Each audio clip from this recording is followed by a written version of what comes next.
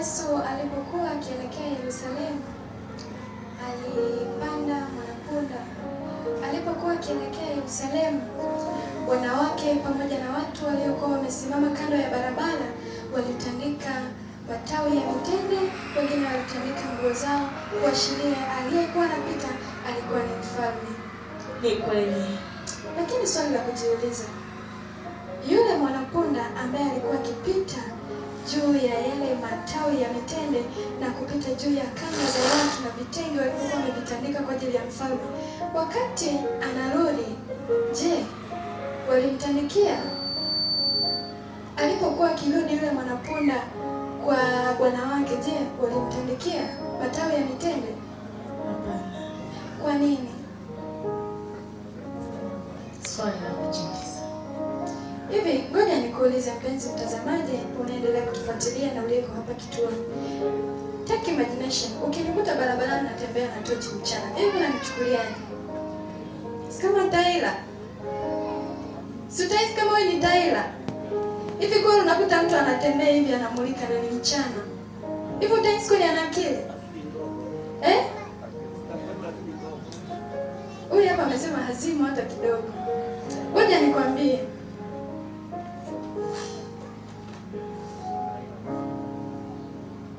Hii tochi, hii taa, ifikapo wakati wa usiku huwa ina thamani kubwa sana, na watu wanaitumia tena, watu wanaitumia zaidi pale ambapo umeme unakata. Hii tochi ina mwanga mkali sana, pale ambapo umeme unakata inawaka na inaleta mwangaza mzuri zaidi, lakini ukitembea kwa mchana inakuwa kwamba hauna akili vizuri. Lakini ngoja nikwambie, hata yule punda alipokuwa akirejea alikotoka, watu hawakumtandikia matawi ya mitende kwa sababu alikuwa hajambeba mfalme. Ndivyo maisha yetu ya Kikristo yalivyo. Ili tuonekane wenye thamani, ili tuonekane tuna kitu ndani yetu, tunahitaji kumbeba Yesu Kristo mioyoni mwetu. Tukimbeba Yesu Kristo mioyoni mwetu, tutaonekana kuwa wa thamani zaidi duniani. Lakini tusipombeba Yesu Kristo, tutafananishwa na taa inayowaka wakati wa mchana ambayo haileti thamani yoyote kwa watu wanaotazama. Ni kweli kabisa, ndugu mpenzi mtazamaji na msikilizaji, natumaini kabisa unaendelea kubarikiwa kabisa kupata zaidi maarifa zaidi ya kuwa na Yesu katika maisha yako, kwa tabia ya Yesu ambavyo Mwenyezi Mungu anahitaji tuishi katika ulimwengu wa dhambi tukiwa kama nuru wakati wa usiku katikati ya giza nene, lakini ukiwa na moyo kama huo unaona mbele kuna tumaini. Lakini ukitembea gizani kama kipofu utakwenda kuanguka na wala hutainuka. Inatakiwa tumbebe Yesu katika maisha yetu, awe kama nuru na mwanga katika maisha yetu. Wakati praise team wanaingia ni wakati mwingine tena, ni wakati wa jioni, ni wakati wa hotuba kuu. Jana wakati wa majira kama haya tulikuwa na somo la pekee sana lililokuja kwa jina kanisa, mwanzo wa kanisa lenye nguvu, sehemu ya kwanza. Na jioni ya leo mchungaji Wilisha Njema anatujia kwa somo lile, lakini katika sehemu ya pili. Jana wakati wa jioni tulijifunza katika somo hili kwamba tunahitaji kusalia Yerusalemu. Ninatamani kusikiliza somo la leo, ninaamini litatoka na ujumbe. Na mpenzi mtazamaji, hata kama itatokea dhoruba kiasi gani itakutikisa, lakini usiondoke Yerusalemu. Koma Yerusalemu, maana huko hakuna ukombozi. Yerusalemu ndipo tumaini letu la pekee, tumaini lenye baraka lilipo peke yake. Tamani kusikia jioni ya leo ambacho mchungaji amepanga, na Mungu wa mbinguni pia amekusudia ukipata kupitia mtumishi wake mchungaji anapokwenda kutoa hotuba yake jioni ya leo. Na Mungu akubariki unapozidi kutafakari. Amina. Amina. Lakini bila kusahau, walikuwa pamoja nami kwa niaba ya wote waliofanikisha kukufikia haya matangazo. Mimi ni Deborah Kashinda Charles.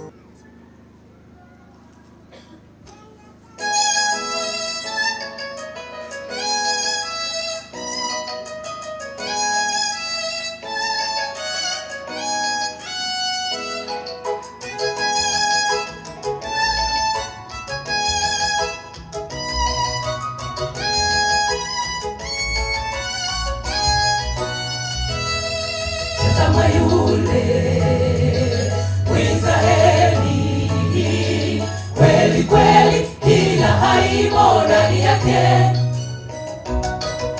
Yesu alimwona Nathanaeli tokea mbali alipokuwa ameketi yeye bila kujua. Tazama yule Mwisraeli, kweli kweli ila haimo ndani yake. Yesu alimwona Nathanaeli tokea mbali alipokuwa ameketi yeye bila kujua. Alimuona Nathanaeli tokea mbali alipokuwa ameketi chini ya mti, ili matendo yake, nafsi yake, dhamiri yake iliyo safi mbele za Mungu alionekana. Alimuona Nathanaeli tokea mbali alipokuwa ameketi chini ya mti, ili matendo yake, nafsi yake, dhamiri yake iliyo safi mbele za Mungu alionekana. Tokea mbali sana waliona kama Nathanaeli pale mtini. Matendo yangu yote yawe mema au yawe mabaya, tokea mbali sana waliona.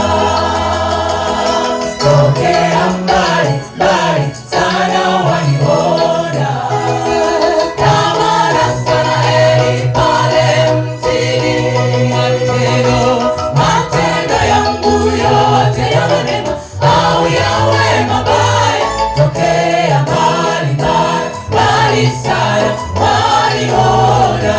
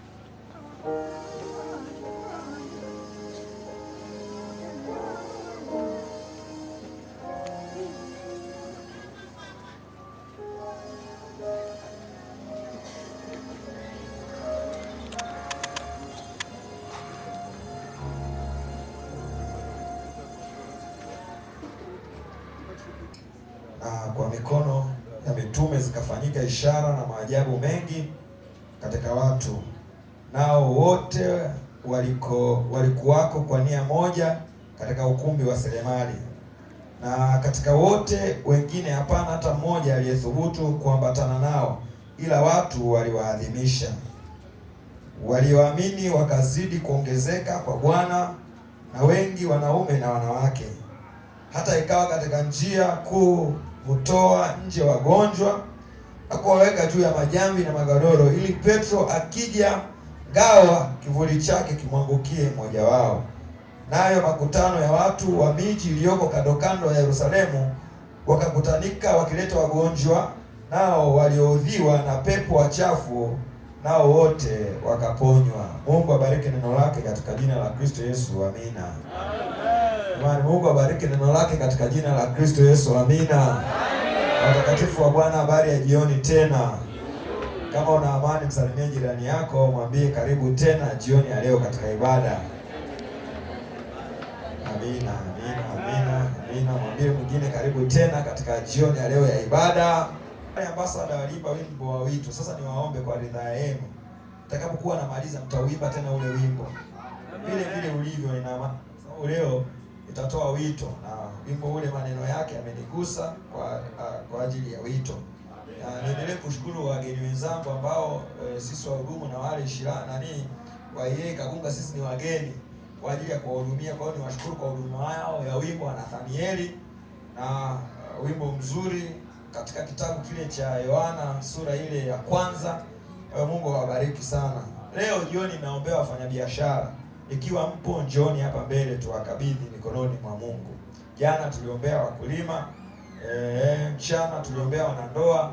Safari hii ni zamu ya wafanyabiashara. Wafanyabiashara, hata kama unauza nyanya pale gengeni, wewe ni mfanyabiashara, iwe mkubwa au mdogo. Mfanyabiashara wa dhahabu, njoo, wewe ni mfanyabiashara, njoo. Mfanyabiashara wa aina yote, njoo, wewe njoo niwaombee. Njooni hapa tuikabidhi mikononi mwa Mwokozi. Tumwambie Yesu kwa ajili ya biashara zenu.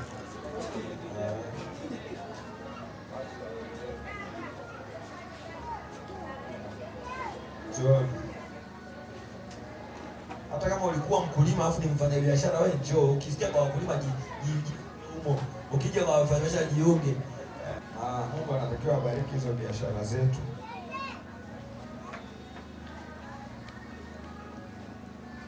Wakati anakuja Kumbukumbu la Torati 28:8, Biblia inasema Bwana ataiamuru baraka ije juu yako, na lolote utakaloweka mkono wako Bwana atalibariki. Lolote. Kwa hiyo ukisikia neno kuamuru, kwa Kiingereza unatumia neno kukomanda, atalazimisha mpaka baraka zije, na jambo lolote mtakaloweka mikono yenu atalibariki. Na Biblia inasema, kuna fungu linasema Bwana akasema mtafanya biashara mpaka nitakapokuja. Bwana Yesu asifiwe. Kwa hiyo twendeni tufanye biashara mpaka Yesu atakapokuja. Na Mungu naamini atazibariki biashara zenu. Zitakuwa, na atakapowabariki niwakumbushe tena, kwa sababu baraka zinatoka kwake. Mkumbuke Bwana kwa zaka na dhabihu na sadaka nyingine. Kwa hiyo tunaomba Mungu walinde kama ambavyo tumeombea watu shamba, ya kwamba Bwana akemee wadudu walao na waharibuo. Bwana akemee hizo hasara zinazotokeza katika biashara. Mtakapowekeza fedha zenu zikalete faida, bidhaa zenu zikatunzwe zisiharibike, ili mujipatie raha za baraka za Bwana katika kazi za mikono yenu. Na kusema hivyo tuombe. Baba na Mungu wetu shemali pa juu mbinguni, watoto wako wamechagua kuwekeza katika upande wa biashara, na mimi nikuombe kwa moyo mkunjufu kabisa, ubariki biashara zao.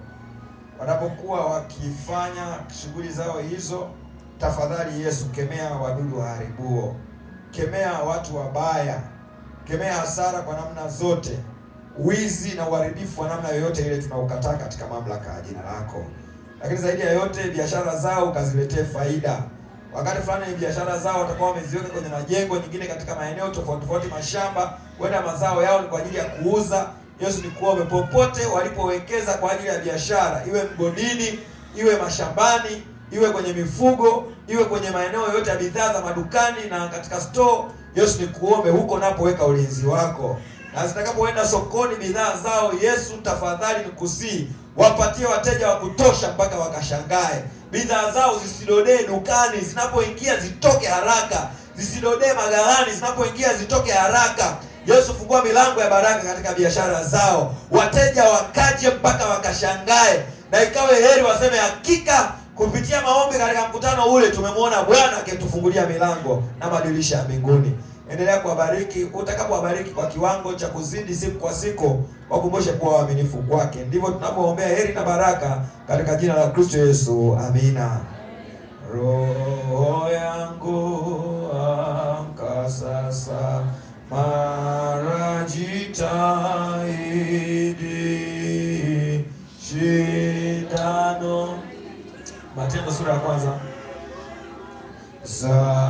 Zawadini taji mashahidi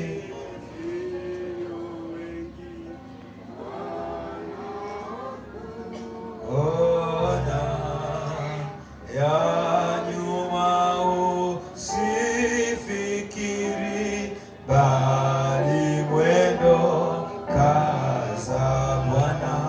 Bwana umetuanzisha katika shindano, kwa vile tunaposhinda ushindini wako. Jana tulifunza katika kitabu cha Matendo sura ya kwanza, somo lilikuwa linasema mwanzo wa kanisa lenye nguvu sehemu ya kwanza. Leo ni mwanzo wa kanisa lenye nguvu sehemu ya pili. Jana tukajifunza ya kwamba Yesu baada ya kanisa lile la awali kuwa limetawanyika mahali, wanafunzi wana hisia za usaliti. Akina Petro wamemkana Yesu, na Yesu amekufa wakiwa hawajazungumza. Yesu amekufa wakiwa hawajatubu. Wanafunzi wametawanyika, na wachambuzi wa Biblia wanasema baadhi ya wanafunzi walirejea katika shughuli zao za kila siku. Yesu aliwatoa kutoka kwenye uvuvi na maeneo mengine. Wengine kwa sababu Yesu amekufa wakapoteza matumaini, wakarejea tena kwenye shughuli zao za uvuvi za kawaida. Kwa hiyo ule utume waliofanya na Yesu wakauacha kwa muda, wakaendelea na mambo yao mengine. Kwa hiyo Yesu anapofufuka baada ya kuripoti kwa Baba, kazi aliyoifanya kubwa ni kulikusanya tena kanisa. Na leo Biblia inasema Yesu akawakusanya, akawaeleza yale ambao anasema Yesu alifanya na kufundisha. Lakini anasema akawafunulia wanafunzi wake mambo ambayo aliyafanya kwa ishara nyingi na maajabu aliyoyatenda mbele yao. Ndipo Yesu akawapa maelekezo ya kwamba msitoke Yerusalemu mpaka ile ahadi ya kumwagwa kwa Roho, ya ile ahadi ya Baba ya kwamba Roho atawajia, atawamwagwa kwenu itakapotimizwa. Na jana nikaweka wazo, nikawaambia kwamba Yerusalemu hii ambayo waliambiwa wasitoke ndio kanisa hili la Mungu ambalo tuko leo. Hili kanisa ni la kiulimwengu. Nikawaambia kwamba hii Yerusalemu ni kama hospitali ambayo inaingiza wagonjwa wa kila aina. Hii kanisa hili la Waadventista wa Sabato hili utawakuta wasengenyaji wapo. Hili kanisa pia lina watu wema wapo. Hili kanisa lina waongo wapo. Watu ambao wanawasingizia vitu ambavyo hamjavitenda. Watu ambao watachukua maneno hapa watapeleka kule hata kama haujafanya. Watu ambao watawaaminisha watu uongo kuwa ukweli na ule ukweli ukazikwa. Nikamwambia hili kanisa lina watu ambao watawakatisha tamaa katika imani yenu. Watu ambao mnaonekana kumsogelea Kristo, bado kuna watu watawaona kana kwamba mnajifanya, na mwisho wa siku watalazimisha mkatishwe tamaa. Na hili kanisa lina watu ambao ni wachawi, ambao mkiwa kanisani na mkitoka, watakapoona mnafanikiwa wataenda kwa waganga ili mambo yenu yaharibike. Nikasema hili kanisa lina watu ambao watofauti, ambao wanaweza kukutemea neno mpaka ukajiuliza huyu ndio kiongozi wangu au nimekosea njia. Hili kanisa hiyo Yerusalemu ambayo Yesu akasema yaacheni magugu na ngano yakae pamoja. Na mimi nikaweka wazo ya kwamba vyovyote vile Yerusalemu itakavyokuwa, ila wewe baki Yerusalemu, usitoke. Hata kama utakutana na watu wa aina gani, ila wewe dumu kubaki Yerusalemu.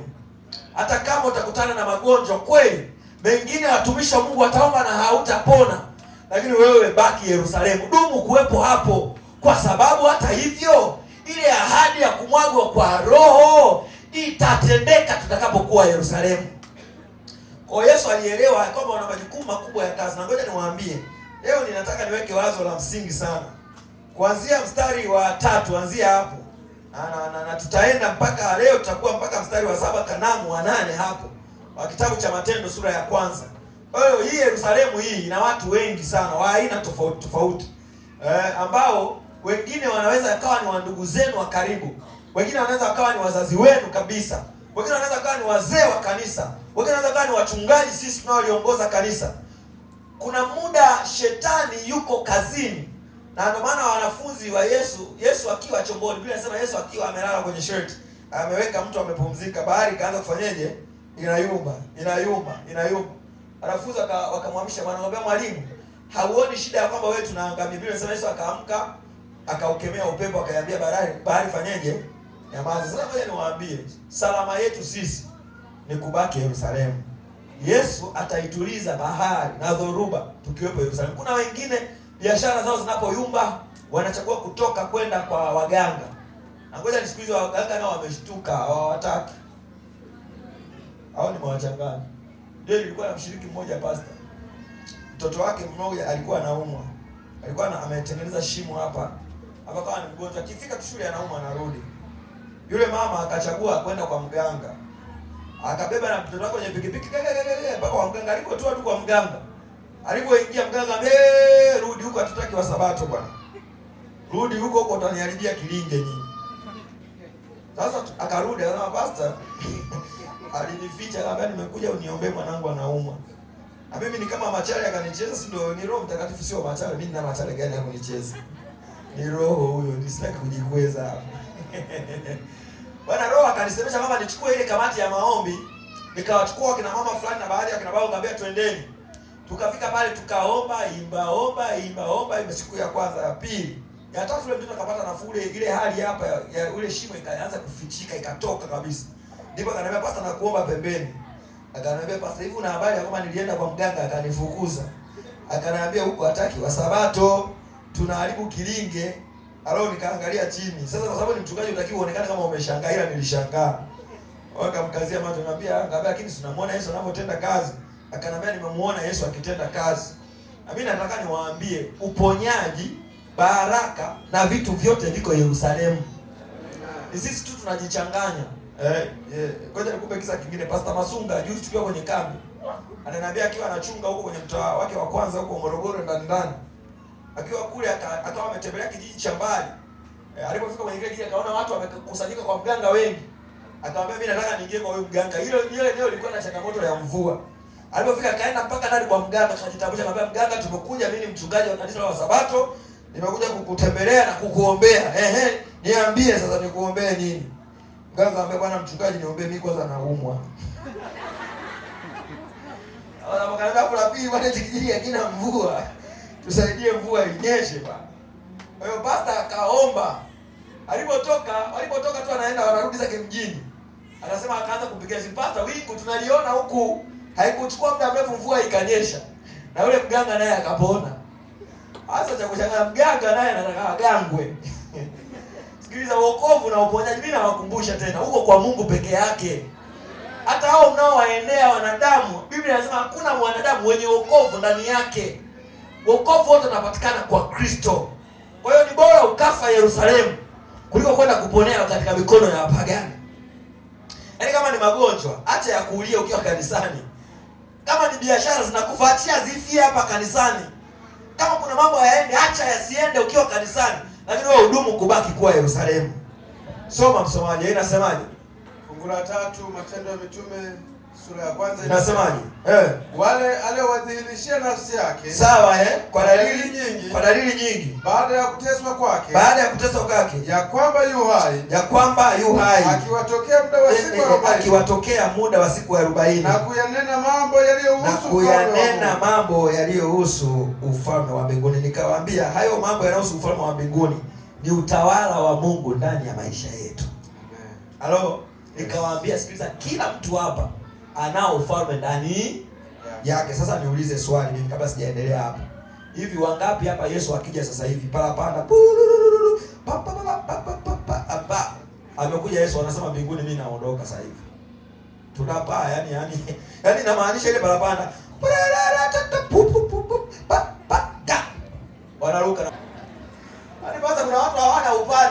kanisa. Yaani wapo ni kama wanatafakari kichwani, mafaili diski nani hadi diski inapanga mafaili kama ile zambi. Kama sijabalizana nayo. Hamna hii nayo. Anaenda lakini ni kama siende, lakini kama anaenda. Sasa mimi nataka niwaambie jambo. Ina hili swali linawatusumbua sana Wakristo. Jamani, si tunao ufalme wa neema ndani yetu. Ngoja niwaambie, akija sasa hivi mnatakiwa tuende. Kwani ikiwa sasa ikiwa hatuna uhakika wa kwenda, hapa kanisani kwenye makambi tunafanya nini? Kwa sababu uwepo wetu hapa ni kumwambia Yesu sisi tunataka kwenda. Ni kweli maisha yetu yanaonekana hayajanyoka yanavyotakiwa, ila mioyo yetu inakutamani na kuonea shauku. Tutaenda. Na mimi nataka nikwambie, hata uoga, mbinguni tutaenda. Ndio maana tuko hapa. Tuko hapa kukarabatiwa, kutengenezwa, tufae kwa ajili ya kuwa raia duniani wema, lakini raia wema katika ufalme wa mbinguni. Kwa hiyo mbinguni tunaenda. Ndio maana nimewambia jana, ndio maana hizo nimerudia tena leo kwa makusudi. Ya kama ndani yetu tunao ufalme wa neema, ikiwa ni kwa matendo yetu. Haimaanishi kwamba matendo ni mabaya. Matendo ni mazuri, lakini itakayotuokoa ni neema ya Kristo. Na ngoja nikwambie, kinachotufanya sisi tuonekane wema mbele za Mungu sio sisi, ila ni Kristo ndani yetu. Kwa hiyo shetani anapotushtaki, kinachoonekana mbele yetu ni haki ya Kristo. Bwana Yesu asifiwe. Kwa hiyo kinachotufanya sisi tufae mbele za Kristo sio namna sisi tulivyo, ila ni namna Kristo alivyo ndani yetu. Kwa sababu sisi hapa mawazo yetu ni mabaya. Anapoongelea kitabu cha Mwanzo anasema akaitazama dunia, akaona maovu ya wanadamu yanaongezeka, na alipotazama kuona mwenye haki yoyote. Ila Biblia inasema mstari 6-8, lakini Nuhu akapata neema machoni pa Bwana. Hakumaanisha kwamba Nuhu alikuwa ni mwema kuliko wengine, ila neema ya Kristo ilimuokoa. Ndio maana ile fungu linasema tunaokolewa kwa neema kwa njia ya nini? Ya imani. Ngoja nikwambie, watakaookolewa sio ambao hawana dhambi, ila walioikubali neema ya Mungu iokoayo na kubadilisha maisha. Hao ndio watakaookolewa. Leo kuna watu wanahisi kanisani wanataka kukaa ndio maana wakiangalia wenzao kidogo, hawa vijana dhambi zimejaa. Kuna mzee mmoja tukiwa tunakuwa kule Kibaha. Mtoto wake alikuwa na kijana na mabinti na binti wengine. Vijana wakiwa wanajumuika kanisani, mzee alikuwa anawakataza watoto wake. Asiku akipewa nafasi ya kuhubiri kanisani, anaenda kuhubiri vijana kanisani. Anasema nikiangalia hapa vijana naona uzinzi mwingi. Anahubiri kwa sababu anasukuma vijana uzinzi kanisani. Naona uzinzi kanisani. Ndio maana mimi watoto wangu siwaleti, kwa sababu vijana uzinzi mwingi. Mungu ni kama akawa amemcheka, sababu huyu jamaa ni kama anajua anachokiongea. Sasa akiwa amewafungia watoto wake, hataki wachangamani na vijana wengine kanisani. Kumbe wale watoto wakaanza michezo wenyewe kwa wenyewe ndani. Kwa mtu na mdogo wake akapeana mimba. Dada na kaka wakiwa ndani. Si kanisani kuna uzinzi. Kumbe uzinzi ulikuwa nyumbani kwake. Hiyo aibu naiweka wapi? Mwisho wa siku akachagua kuitoa ile mimba ya binti, lakini kanisa likawa limejua, watu wakaanza kuisema. Baadaye, "Hili kanisa hata wanasema, tayari madesa yashanasa." Unajua kanisani kuna maandishi mbao. Yaani taarifa ikiwa bado ya moto tayari wameshanasa. Wameshaipata. Kwa hiyo mimi nataka niwaambie, ili kanisa letu, kazi yetu sisi ni kuombeana, kusaidiana, kutiana moyo mpaka Yesu atakapokuja. Na kanisani nataka niwaambie, usikate tamaa ya kuokolewa. Ikiwa Yesu aliokoa makahaba, hata wewe atakuokoa pia. Jambo ni hili moja, sharti ni moja, ikubali kwanza neema ya Kristo inayobadilisha maisha. Dhamiria kufanya mabadiliko moyoni. Ni kweli sio mambo yote utaweza kuyamaliza. Leo unashangaa kuna mtu anapambana na uzinzi kuliko maelezo, lakini kuna mwingine uzinzi kwake sio shida. Yeye anapambana na uongo. Kuna mwingine uongo sio shida, yeye anapambana na umbea. Yeye akikaa na mtu dakika mbili, shoga yangu nikwambie kitu yani. Ukipigwa yani wewe mwenyewe utautaka huo ubuyu. Yaani kuna gia akikupigia anasema bwana Yaani ila watu siku hizi, yaani kuna maneno kiingiza sema tayari ameshakupa ombe. Yaani utapewa tu utake usitake. Kwa sababu hiyo ombe ni karama yake ambayo shetani amempa. Wapo watu aina tofauti tofauti. Kwa hiyo sisi tunasaidiana, na ndio maana Biblia inasema mchukuliane mizigo ninyi kwa ninyi, hivyo kuitimiza sheria ya Kristo. Jamani, nawakumbusha tubebeane mizigo. Haimaanishi tuziache dhambi ziendelee kanisani. Ikiwa kuna mtu anatakiwa kuonywa ataonywa, lakini hatutawatenga watu ambao wameanguka. Tutawaleta kama Kristo anavyotaka ili wasitoke Yerusalemu. Akija mwana wa Adamu atatuokoa tukiwa kanisani. Endelea sasa hapo. Fungu la 4 anasema. Fungu la 4.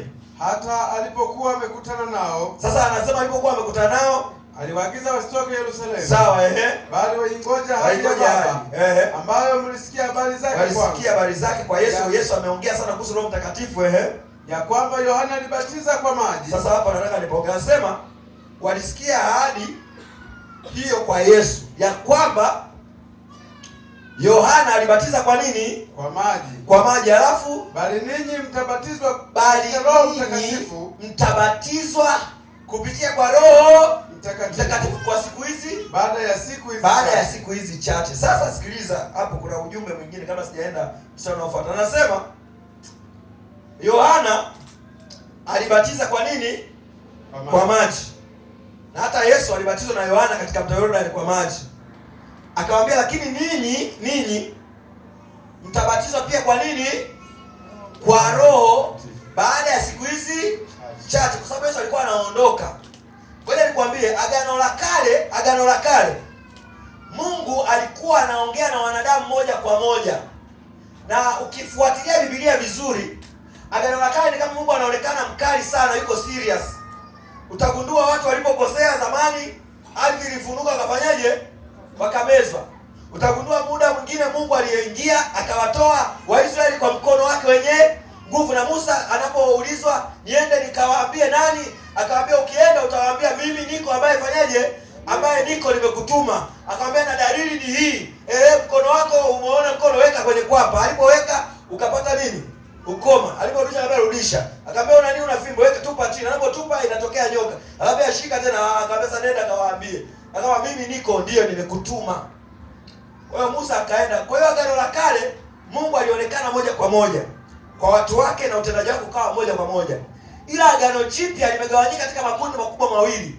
Kundi la kwanza la agano jipya ni la Yesu mwenyewe. Yesu alikuwa anaonekana Kapernaum. Yesu alikuwa anaonekana Yerusalemu. Yesu alikuwa anaonekana Yeriko.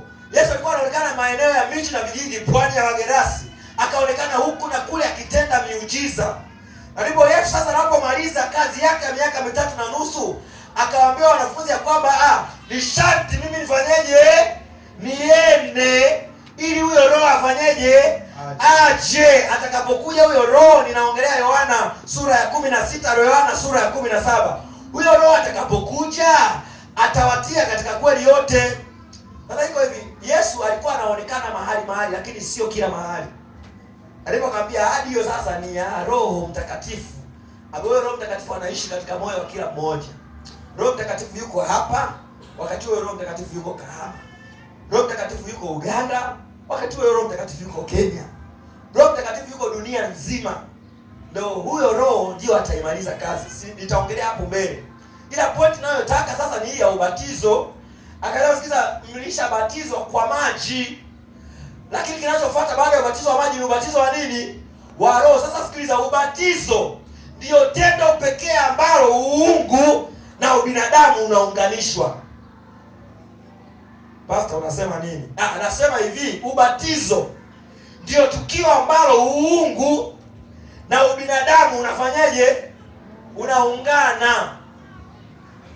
Tendo la ubatizo wa maji mengi, Yesu anapobatizwa katika mto Yordani, yeye kama mwana alikuwepo. Halo? Yes. Na ndivyo Biblia inasema Roho Mtakatifu akafanyaje? Akashuka kama ua. Afu Roho aliposhuka, sauti ya Baba ilisikika kutokea wapi? Mbinguni. Alisema Baba akatamka akasema, huyu ni mwanangu mpendwa, nipendezaye naye.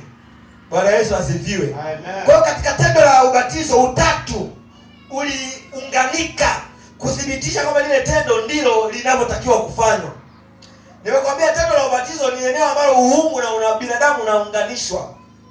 Tunapobatizwa kwa maji, na wewe nikwambie kwa nini nimesema ubatizo wa maji? Ubatizo wa maji unafanywa na wanadamu, lakini unathibitishwa na Roho Mtakatifu. Na ndio maana Yohana kama mwanadamu alipewa mamlaka ya kubatiza. Na ndio maana hata leo wanaopewa mamlaka ya kubatiza, ubatizo wa maji mengi ni wanadamu. Na huo ni udhihirisho ya kwamba tunaikiri imani na tunakubali kwamba Kristo ni Bwana na Mwokozi wa maisha yetu. Na ndipo tunakufa na kufufuka pamoja na Kristo. Kwa hiyo tendo la ubatizo ni tendo lenye ubinadamu ambapo wanadamu wamekasimisha majukumu ya kufanya huduma hiyo ya ubatizo. Na ndipo katika ubatizo huo uungu nao kupitia kwa Roho. Sikiliza, tunapobatizwa kwa maji mengi, Roho Mtakatifu anatangaza ya kwamba hawa ni watoto wangu na ya kale yamepita, tazama yamekuwa mapya. Amen. Kwa hiyo watu tunapobatizwa, lile tendo ni la kutengenezwa na kudhihirishiwa na kutangaziwa upya wa maisha. Sikiliza sasa, tukishabatizwa kwa maji mengi, tendo linalofuata ambalo mpaka leo tunalifanya ni ubatizo wa Roho Mtakatifu, ambao ubatizo kila mshiriki anaupokea kila itwayo leo. Na ngoja nikwambie, ukikosa Roho Mtakatifu hakuna jambo lolote kwenye hili kanisa utakaloweza kulikamilisha. Sasa sikiliza, ikiwa unaweza kuomba kila asubuhi, hakikisha unaomba ubatizo wa Roho Mtakatifu upya. Amen. Kila siku. Amen. Asubuhi mwambie Yesu, leo tena mwambie Roho wako atubatize upya, kwa sababu pasipo huyo Roho hatuwezi kukamilisha jambo lolote. Na ndio maana Yesu akawaambia, sikiliza, mmebatizwa, Yohana amewabatiza kwa maji mengi, ikiwemo na Yesu alibatizwa. Na ndio maana ili kudhihirisha kwamba ubatizo ni uungu na ubinadamu, aliyeifanya huduma ya ubatizo ni Yohana, ila Roho akashuka na Baba akatamka ya kwamba huyu ni mwanangu mpendwa nipendezaye naye. Kwa hiyo katika kila tendo la ubatizo kuna sauti ya Baba inasikika ikikutangazia kwamba wewe ni mtoto wako. Na ndipo Yohana 1 anasema wote waliompokea aliwapa uwezo wa kufanyika watoto wa Mungu, ndio waliaminilo jina lake. Kwa kitendo tu cha kukubali kwamba mimi nimemkubali Kristo, tayari wewe umemfanyika mtoto wa Mungu. Yaani kitendo cha, ndio maana hili kanisa miongoni mwa viapo vile 13 ni lazima utasema ndio naamini, nafanyaje, nakubali. Ngoja nikwambie, tunaingia kwenye hili kanisa kwa kuamini. Na ndio maana Waebrania 11:6 anasema pasipo imani haiwezekani kumpendeza Mungu. Yoyote amwendeaye ni lazima aamini ya kwamba Mungu yupo, naye huwapa thawabu wamtafutao. Ukiingia kwenye hili kanisa, sharti ya kwanza uamini. Na ndipo kitabu cha Yohana nadhani sura ya 3, Yesu anapokutana na Nikodemu, anamwambia Nikodemu, amini amini nakwambia, mtu asipozaliwa mara ya pili hawezi kuingia ufalme wa mbinguni. Lakini hawezi kuuona. Asipozaliwa mara ya pili hawezi kuuona ufalme wa mbinguni. Lakini asipozaliwa kwa maji na kwa Roho hawezi kuingia. Ninarudia tena, maneno mawili yako tofauti. Akamwambia Nikodemu, mtu asipozaliwa mara ya pili hawezi kufanyaje? Kuuona. Lakini asipozaliwa kwa maji na kwa Roho hawezi kufanyaje? Kuingia. Sikiliza, Mafarisayo walimuona Yesu ila hawataingia katika ufalme wa mbinguni. Luka, Biblia inasema ya kwamba Mafarisayo wakamuuliza Yesu, ufalme wa Mungu unakuja lini? Yesu akamwambia, ufalme wa Mungu hauji kwa kuchunguza. Mara mtasema huko mara huko kule. Anasema ufalme wa Mungu umo ndani yenu. Jana niliwaambia hilo neno ndani yenu ni neno la Kigiriki lenye maana la entonhaimos. Maana yake in your midst, katikati yenu. Kwa sababu wakati huo walikuwa wanautaka ufalme ila hawamtaki mfalme. Mafarisayo wamechoshwa na utawala wa Kirumi. Wanataka wamwangamize Yesu ikiwa Yesu yuko nao. Wao wanataka ufalme ila mfalme walikuwa naye wakawa hawamtaki. Kwa Yesu akamwambia, Ufalme wa Mungu hauji katika namna unayoitaka ya kuchunguza. Ufalme wa Mungu mnao ndani yenu. Andikana anawaambia ufalme wa Mungu uko katikati yenu. Na mimi nataka niwaambie jambo moja.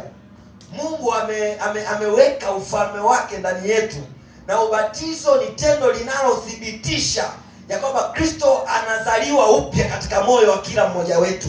Kwa kadiri kila siku tunapozaliwa upya kwa Roho, ni uthibitisho wa tangazo la wazi ya kwamba sisi ni watoto wa Mungu. Na ndio maana anapomwambia Nikodemo ya kwamba mtu asipozaliwa mara pili hawezi kuuona. Kuna watu wengi watauona kwa sababu wanaishi na ufalme wa neema, lakini hawataingia. Mafarisayo wengi waliuona ila hawataingia. Walimuona Yesu akihubiri. Wasabato wengi tumemwona Yesu akiponya kanisani. Hata jana tumepata ushuhuda wa uponyaji. Tumemwona Yesu akitutembelea kwenye mashamba yetu. Tumemwona Yesu akitutembelea kwenye biashara zetu. Tumeona miujiza mingi kanisani. Lakini kuna watu wengi mpaka leo hii bado hawamwamini Kristo, licha ya yote walioyaona. Wapo kanisani kweli kwa sababu ni desturi za ibada, ila hawaamini. Ndio maana wengi wanapoumwa hawaamini ya kwamba Yesu anaweza kuwaponya. Wanapofanya biashara hawaamini ya kwamba Yesu anajitosheleza. Wanapoingia katika mashamba hawaamini ya kwamba Yesu anaweza kuleta mashamba. Lakini kanisani wapo, kwenye ibada zote wapo, ila walichokosa kwenye maisha yao ni imani ya kwamba Kristo peke yake anatosha kutenda mambo yote katika maisha yao. Wengi tunachokikosea ni imani. Ikiwa tumeona ishara nyingi, unaweza kuwaona Waisraeli kana kwamba hawajitambui, kwa sababu walipofika njiani Yesu Mungu kupitia kwa Musa akapasua bahari ya Shamu wakapita. Ukiwatazama ni kama unaona hawana akili. Maana walipokuwa na kiu walipewa maji. Pale mara maji yalikuwa machungu. Yesu akakupitia Mungu kupitia kwa Musa akaiweka fimbo ile ambayo ni Kristo mwenyewe, maji yakawa matamu. Walipokuwa na njaa walipewa mana. Ikafika mahali yote, lakini cha ajabu na cha kushangaza, katika kitabu cha Kutoka sura ya 32, Musa alipokuwa mlimani, Biblia inasema kwamba ikawa hapo Musa alipokawia kurudi, watu wakamkusanyikia Haruni, wakamwambia tutengenezee miungu tutakayokwenda mbele yetu, manake huyo Musa amechelewa kurudi na hatujui kilichompata. Watu wakamlazimisha Haruni watengeneze ndama ya dhahabu. Haruni akasema, akawaambia zivueni pete katika vidole vya wake zenu na hereni katika masikio ya wake zenu na watoto, niletee hapa tutengeneze. Akahisi ni jambo rahisi, lakini watu wakitaka ubaya na dhambi moyoni watafanya kila njia wapate wanachokitaka. Kwa hiyo wakavua hereni, haikuwa shida. Wakavua bangili zao, hazikuwa shida. Na Yesu Mungu alipowatoa katika kitabu cha Kutoka sura ya 7, Biblia inasema Bwana akamwambia Musa, wewe utakuwa Mungu kwa Haruni wewe utakuwa Mungu kwa Farao, na Haruni ndugu yako atakuwa nabii. Anasema na mtatoka na mali mengi. Kwa zile mali walizozipata Misri, walitoka wakiwa matajiri, walitoka wakiwa na fedha, walitoka wakiwa na mafugo. Hata hivyo wakati wanatoka, Wamisri walikuwa katika mtanzuka, watoto wao wamekufa, wazaliwa wa kwanza wamekufa wanyama, wazaliwa wa kwanza wamefugwa wamekufa. Kwa hiyo kana kwamba wamepoteza mwelekeo. Kwa hiyo pale katika hiyo mtanzuka wao ndio wakatoka na mali nyingi. Lakini yote aliyoyatenda Kristo kwao hayaonekane kuwa na maana. Bado wanataka Mungu wanaweza kumgusa. Ngoja niwasogelee watakatifu wenzangu. Hata kama Mungu hataonekana wazi kwa macho yetu katika maisha yetu, ila kazi zake bado zinaonekana. Ndio changamoto yetu. Tunataka ujue, hata unaona wanahangaika na maji ya upako, wanahangaika na vitambaa, wanahangaika na chumvi na kokoto za upako, ni kwa sababu wanataka Mungu atakayemgusa. Wanataka Mungu wa kumuona kwa macho. Sikiliza, hata kama hatumuoni, ili mradi ana uwezo wa kupasua bahari tukapita, huyo tutamwamini. Hata kama hatumuoni, ili mradi ana uwezo wa kutuletea chakula tukala, huyo tutamwamini. Sikiliza, hata kama hatumuoni, ili mradi ana uwezo wa kuleta maji yaliyo machungu yakawa matamu, huyo tutamwamini. Hata kama hatumuoni, ili mradi watoto wetu wanaenda shule wanafaulu, huyo si tunamtaka, tutamwamini. Sio lazima tumuone.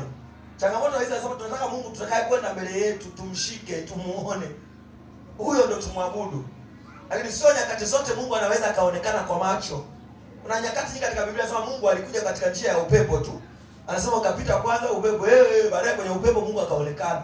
Lakini Waisraeli wenzetu Mungu hakuonekana kwa macho, lakini katika wingu nyakati za mchana alionekana, akawakinga wasipigwe na jua. Lakini usiku alionekana katika nguzo ya moto, katika giza alionekana kuwa nuru kwao. Kwa sio nyakati zote tutamuona kwa macho, akija tukimuona sawa, lakini hata kama hataonekana kwa macho, kazi zake tutaziona na hizo tutamwamini. Wengi waliofanikiwa, hata walioponya magonjwa, utagundua Yesu aliwaambia imani yako imekuponya. Wengi waliotendewa mambo, walitendewa mambo kwa imani. Na ndio maana walioandikwa katika kitabu cha Waebrania mashujaa, wote waliandikwa kwa imani. Kwa imani. Ngoja niwaambie, tofauti yetu sisi na watu wengine, au tofauti ya watu waliofanikiwa kiroho, ni watu ambao waliamini mambo ambayo Mungu aliwaambia. Na ngoja nikwambie, hayo mambo ambayo Mungu aliwaambia, sisi ndio mawakala wake. Pastor anasemaje? Sisi hapo wachungaji, sisi ndio mawakala wa siri za mbinguni. Vitabu hivyo tunavyovisoma, hao ndio mawakala wa siri za mbinguni. Wazee wa kanisa wanaohubiri ibada za Jumamosi, vijana wa kiume na wa kike wanaohubiri kanisani Jumatano na Jumamosi, hao ndio mawakala wa siri za Mungu. Kwa sababu wanachokifanya, wanalichukua neno la Mungu ambalo ni pumzi, watalisema kwenu, na nyinyi mtakalolisikia na kulitii mtakula mema ya nchi. Kwa hiyo Biblia inasema mkikubali na kutii, mkikubali tu na kutii mtakula mema ya nchi. Malizia tukipande. Nifunge ibada ya leo. Fungu la 6 nasema. Fungu la 6 nasemaje? Basi walipokutanika wakamuuliza wakisema. Sasa sikiliza, nasema walipokutanika wakamuuliza wakisema, Je, Bwana wakati huu ndipo unapourudisha Israeli ufalme? Yaani pamoja na kukaa, ujue wanafunzi bwana wanazingua sana. Yaani pamoja na kukaa na Yesu siku 40 akiwaelezea habari za ufalme wa nini? Wa mbinguni. Alafu anamuuliza eti je, hivi wakati huu ndio utakao warudishia Israeli nini? Ufalme. Yesu akamwambia, sio kazi yenu? Akawaambia, si kazi yenu kujua nyakati wala majira. Kisha akamwambia, sio kazi yenu kujua namna gani, wakati wala nini? Wala majira ambayo Baba aliyoyaweka katika mamlaka yake mwenyewe. Bwana Yesu asifiwe. Amen. Sasa hawa jamaa wanamuuliza Yesu, eti sasa kwa habari hiyo ufalme, huu ndio wakati. Ngoja niwaambie, mpaka Yesu anafufuka bado Waisraeli hawana utambuzi wakati wakati huu ndio anarudisha Israeli ufalme. Yaani wao bado wako katika ufalme wa kidunia. Lakini Yesu anapoongelea ufalme, anaongelea ufalme ule ujao. Anawaambia wakati huu ndipo utawarudishia Waisraeli ufalme. Akawaambia hiyo sio kazi yenu kujua wakati wala nini? Majira ambayo Baba aliyaweka katika mamlaka. Ndio maana sasa hivi, ngoja niwaambie, ukiona sasa hivi tunashughulika na hii nitakwenda nikimsubiri Yesu. Ngoja niwaambie, moja kati ya mambo magumu yanayotushinda wanadamu wengi ni ile hali ya kusubiri Yesu anapokuja. Yaani kwamba anakuja hilo tunajua, ila kinachotutesa ni wakati na nyakati. Na ndio maana wengi katika ule muda wa kusubiri, wengi hapo ndio wanaiacha imani. Wengi katika muda wa kusubiri, hapo wengi ndio wanamkana Kristo. Wengi katika muda wa kusubiri ndio wanatengeneza ndama za dhahabu. Wengi katika muda wa kusubiri ndio wanachagua njia yao. Na mimi nataka niwaambie jambo moja, sikiliza.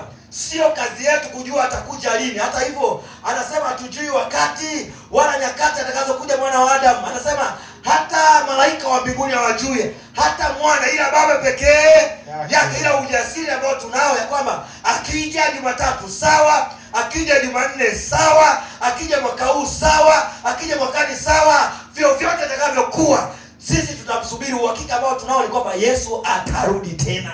Amen. Atakuja lini? Nataka niwaambie sio kazi yetu. Sisi tunao ujasiri kwamba atarudi nini? Atarudi tena. Na maana ule wimbo tunaimba nasema hatujui saa ya kuja kwa Bwana, lakini lizasema karibu atakaporudi, lakini kwa kweli hatujui saa atakuja, kwa vile tukeshe atakuja Mwokozi. Haleluya, atakuja kwa fahari ya Baba yake, hatujui saa. Nataka niwaambie marafiki zangu, tudumu tukimngojea. Sisi tusihangaike na muda atakayokuja, tusihangaike na majira atakayokuja. Sisi kazi yetu tusubiri. Akija asubuhi tutashukuru, akija mchana sawa, akija jioni sawa. Kazi yetu sisi ni kujiandaa, kuwa tayari wakati wowote, ili atakapokuja tuwe tayari kumlaki mawinguni. Ila uhakika ambao nataka niwape ni kwamba atakuja. Muda sijui wala dakika sijui, ila ujasiri wa kuambia atakuja, huo ninao ya kwamba atakuja. Kwa hiyo tumsubiri. Wagonjwa tumsubiri, atakuja. Akija kitukuta bado tu wagonjwa, anasema shati huu haribikao utavikwa kutokufanyaje? Kutokufa. Na huu wakufa utavikwa kutokufa. Kwa huu haribikao utavikwa kutokuharibika. Kwa hata kama akija akitukuta katika kazi zetu hakuna shida. Anasema wengine mmoja atwaliwa, mmoja fanyaje? Wengine walikuwa wakilima, mmoja atwaliwa, mmoja wakina mama walikuwa wakitwanga, mmoja atwaliwa, mmoja fanyaje? Muulize wambia twende, muda ndio umefika. Mimi bwana sinaga wito ule. Mimi ndio hivyo, wito wangu ndio naotoka hivyo, jamani nisamee. Muulize jirani yako amebatizwa, kama hajabatizwa mbebe njoo naye. Mchukue tu mwambie twende mbele, tunaitwa huko kuna jambo. Awe njoo naye tu. Ndio wito wa ubatizo huo. Muulize umebatizwa. Kama hujabatizwa mwambie twende mbele, ni wito wa ubatizo. Kwaya anzeni kuimba. Tusimame. Tusimame. Nimesema yani kama kuna mtu hajabatizwa, njoo naye. Njoo naye, usiogope mbele, mwambie twende, huu ndo muda. Wito wa kwanza ni wito wa ubatizo. Wanaokubali kutoa maisha yao kwa Kristo. Maisha yetu hayana thamani. Ubatizo ni tendo la wazi na kuonyesha kwamba wewe umeamini na kwamba Kristo alikufa na akafufuka. Ubatizo, yuko mtu mmoja, njoo. Ubatizo ni tendo la wazi kabisa la kukudhihirisha kwamba wewe umemwamini Kristo kuwa Bwana na Mwokozi wa maisha yako. Sijui hata naelekea wapi, uchafu wote ninao mimi, ninahitaji kusafishwa, lakini sijui nini. Weza Mungu wangu, maana asante, watumaji wapokee. Mungu akubariki sana. Yuko mtu mwingine, njoo, usiogope, ndio muda wenyewe. Barikiwe sana. Sijui hata naelekea wapi, uchafu wote ninao mimi. Yuko mwingine, njoo, usiogope, ndio muda wenyewe.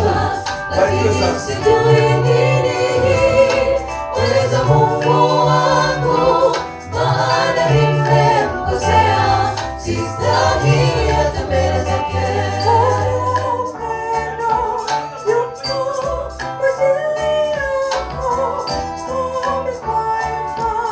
Nimesema muulize jirani yako kama hajabatizwa mbebe njoo naye. Mwambie twende kwa Yesu.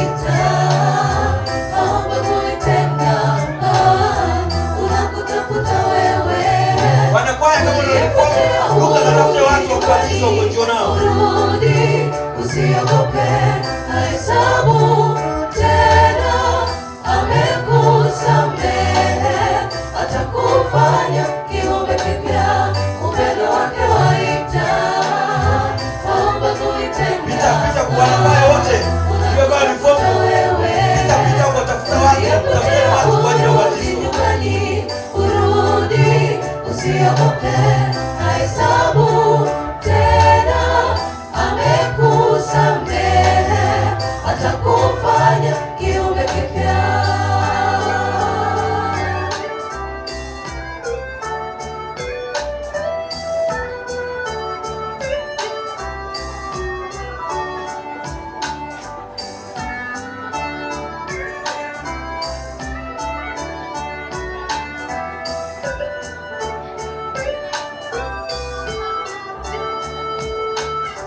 Ninayo hofu akilini,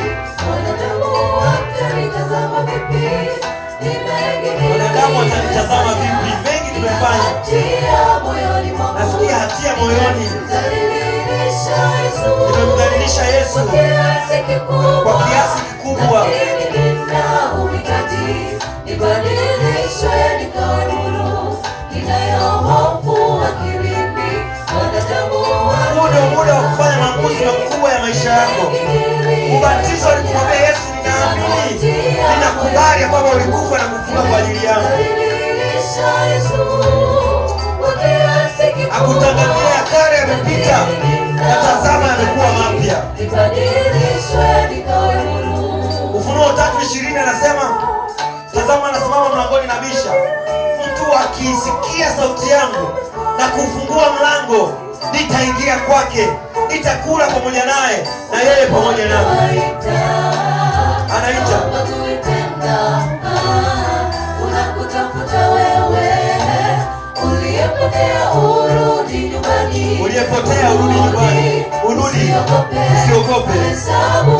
Hahesabu tena, amekusamehe, atakufanya kiumbe kipya. Upendo wake waita. Unakutafuta wewe, uliyepotea urudi nyumbani, urudi, usiogope.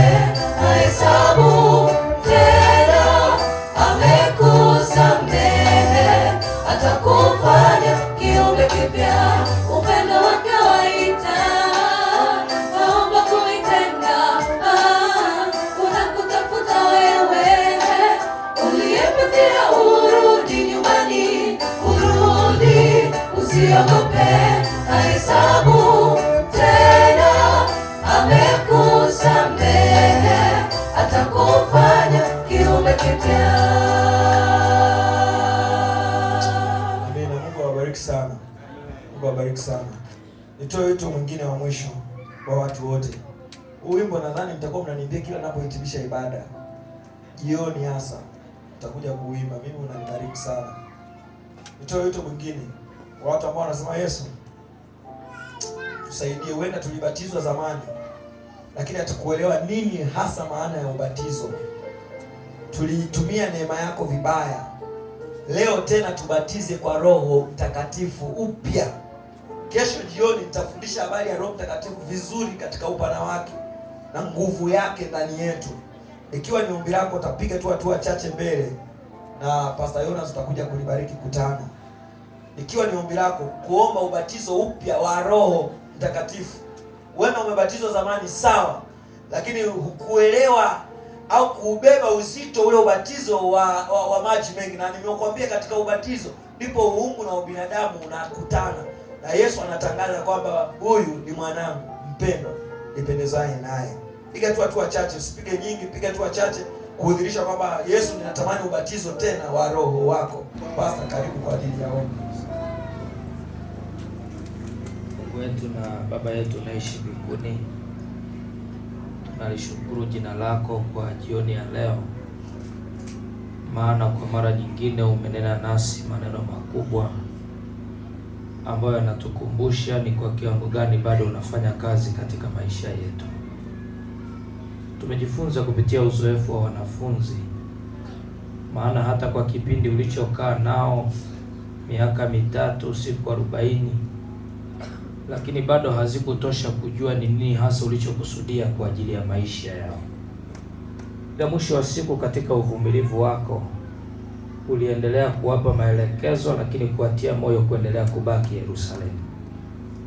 Nasi katika namna ya kipekee katika jioni hii, kwa kila neno lilosikika linatutia moyo kuendelea kubaki Yerusalemu. Haijalishi maumivu, haijalishi changamoto, lakini Yerusalemu bado kuna matumaini. Na kwa sababu ya matumaini yaliyoko Yerusalemu na nia ambayo tumetia katika mioyo yetu, tunatamani uendelee kutupatia nguvu ya Roho wako Mtakatifu. Mungu, tumegundua mengi katika nguvu hiyo, na kumbe hakuna wokovu pasipo nguvu ya Roho Mtakatifu. Wakati neema yako inapofanya ndani yetu kazi ndani yetu kama sehemu ya ufalme wa neema, Roho naye ndiye anayetuwezesha kutenda kile ambacho tutaakisi tabia yako ya Kikristo. Sasa Bwana, jioni ya leo ombi letu kubwa, ruhusu nguvu hiyo ilete mabadiliko katika maisha yetu. na ikiwa kuna namna yoyote ambayo tulikuwa katika kinyume kutenda sawa na kile ulichokusudia, basi tukumbushe tena kupitia Roho huyo ili tubaki katika barabara ya wokovu. Tukushukuru kwa ajili ya ndugu zetu hawa ambao wamekubali kubatizwa upya. Tuwaombee uwabatize pia kwa Roho wako Mtakatifu. Matengenezo yaliyokubali kuyatangaza mbele ya watu wote hawa, wafanye kuyasimamia mpaka utakapokuja. Mungu, najua katika kubatizwa kuna mapambano mengi, lakini kwa sababu umekuja mbele zako, mbele ya kutano lote hili, naomba uwape ushindi katika kila hatua. Wakati ibilisi anapoinua vita kupigana kinyume chao, tunaomba nguvu za Roho wako ziwe ndani yao kukipigana kinyume cha ibilisi. Na watakapoungana nasi tuliobatizwa siku nyingi, tutiane shime kupambana kwa ajili ya vita ya msalaba, na hatimaye uje utuchukue kwa ajili ya uzima wa milele. Sasa jioni hii tunapotawanyika, baraka zako zitembee pamoja nasi. Iandae mioyo yetu kuendelea kubarikiwa na makambi haya, ili baada ya haya yote tugongwe muhuri kwa ajili ya uzima wa milele.